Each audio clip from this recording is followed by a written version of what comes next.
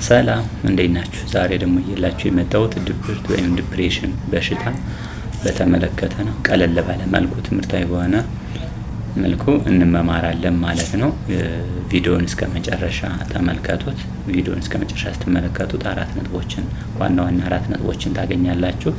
የመጀመሪያው ድብርት ምን ማለት ነው የሚለውን እናያለን። በሁለተኛ ደረጃ የድብርት አይነቶች ምን ናቸው የሚሉት እናያለን። በሶስተኛ ደረጃ ዋና የድብርት ምልክቶች ምን ናቸው የሚለውን እናያለን። በአራተኛ ደረጃ የድብርት ወይ በሽታ ዲፕሬሽን መፍትሄዎችስ ምንድናቸው የሚለውን እናገኛለን። መፍትሄ አለ ወይ የሚለውን እናያለን ማለት ነው። እንግዲህ ወደ መጀመሪያውና ወደ ዋናው ርዕሳችን ስንገባ ድብርት ምን ማለት ነው የሚለውን እናያለን። ድብርት የሀዘን ስሜት ብቻ አይደለም። ድብርት የአእምሮ ጤና በሽታ ሲሆን ስሜትን፣ አስተሳሰብን፣ የዕለት እንቅስቃሴንና ድርጊትን የሚጎዳ የአእምሮ በሽታ ነው። እንግዲህ ድብርት ወይም ዲፕሬሽን የምንለው ይሄ ከሆነ ትርጉሙ የድብርት አይነቶችስ ምን ናቸው፣ ስንት አይነት አለ የሚለውን እናያለን። እንግዲህ ድብርት ብዙ አይነት ነው ያለ። የመጀመሪያው ዲፕሬሽን ሜጀር ዲፕሬሽን ዲስኦርደር የሚባለው ነው። ሜጀር ዲፕሬሽን ዲስኦርደር ማለት አንድ ሰው ደብሮት ከ2 ሳምንት በላይ የሚቆይ ከሆነ ሜጀር ዲፕሬሽን ዲስኦርደር ይባላል ማለት ነው። በሁለተኛ ደረጃ የምናየው ፐርሴቲቭ ዲፕሬሽን ዲስኦርደር የምንለው ነው። ይሄ ደግሞ ከሜጀር ዲፕሬሽን ዲስኦርደር ቀለል ያለ ሆኖ ህመሙ ግን እስከ 2 አመት የሚቆይ ከሆነ ሜጀር ፐርሴቲቭ ዲፕሬሽን ዲስኦርደር እንለዋለን ማለት ነው። ሶስተኛ ሲዝናል ዲፕሬሽን ዲስኦርደር ነው። ይሄ በተፈጥሮ ሲዝናል ቼንጅ የሚመጣ አልፎ ሰዎች ላይ የሚከሰት ዲፕሬሽን ነው ማለት ነው። ለምሳሌ ክረምት ላይ ሲሆን የሚደብራቸው ሰዎች አሉ። በጋ ላይ ከሙቀቱ ደግሞ የሚደብራቸው ሰዎች አሉ። እነዚህ ሲዝናል ዲፕሬሽን ዲስኦርደር ይባላሉ። አራተኛ አዘር ሜዲኬሽን ዩዝስ የምንላቸው አሉ። ሌላ ህመሞች አመውን መድኃኒት በህክምና በሚታዘዙልን ሰዓት ስንወስድ መድኃኒቶችን የሚመጣ ዲፕሬሽን። አምስተኛ የምናገኘው ፖስት ዴሊቨሪ ወይም ፕሪናታል። አንድ ሴት ነፍሰ ጡር ሆና ወይም ከወለደች በኋላ በሚመጣ ተፈጥሯዊ የሆነ ሰው ሰራሽ ለውጦች ሰውነቷ ላይ የሚሆን ልጅ በማሳደጊያ ከልጅ ጋር ካለው ኬር ጋር የሚመጣ ድብርት። እነዚህ 5 ዋና የድብርት አይነቶች ናቸው ማለት ነው።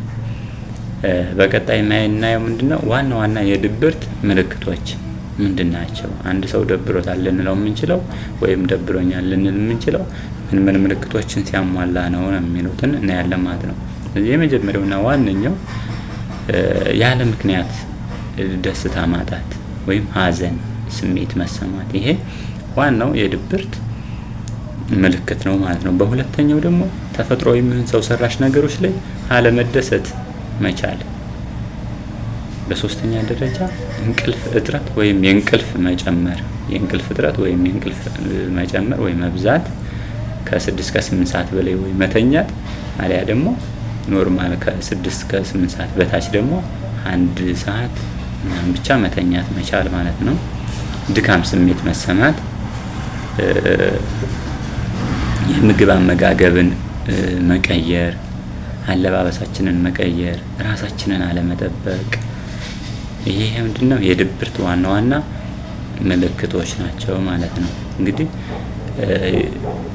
ድብርት ምን ማለት ነው የሚለውን ካየን፣ የድብርት ዋና አይነቶችን ካየን፣ በሶስተኛ ደረጃ ደግሞ ዋና ምልክቶችን ካየን መፍትሄው ምንድነው የሚለውን እናያለን ማለት ነው። እንግዲህ የድብርት በሽታ ወይም ዲፕሬሽን ዲስኦርደር የሚባለው መፍትሄ ያለው ነው።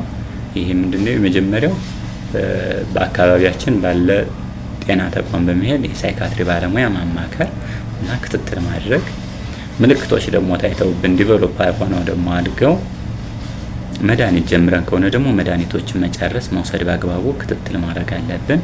በሶስተኛ ደረጃ የቤተሰብና የጓደኞችን እገዛ መጠየቅ፣ ክትትል እንዲያደርጉልን ማድረግን፣ ቤተሰባዊ ግንኙነት መጨመር ማለት ነው።